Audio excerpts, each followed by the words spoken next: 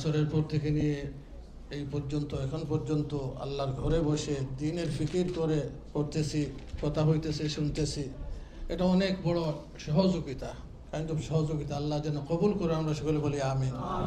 আমি সবসময় এই প্রোগ্রামে কথা বলে থাকি। আপনারা আজকে আমাদের অত্যন্ত আমার বন্ধুবর মুআজ্জাজ মেহমান, যিনি, আমি তো তাকে আছি এই জন্য যে দেশে উনি যখন বক্তব্য রাখে তখন হাজার হাজার লোক থাকে, তাদের একটা অভ্যাস হয়ে যায়, লোকেরা সামনে থেকে জবাব দেয়।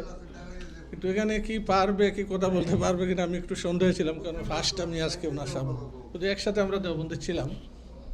তো যাই হোক, আলহামদুলিল্লাহ অনেক সুন্দর কথা বলছেন।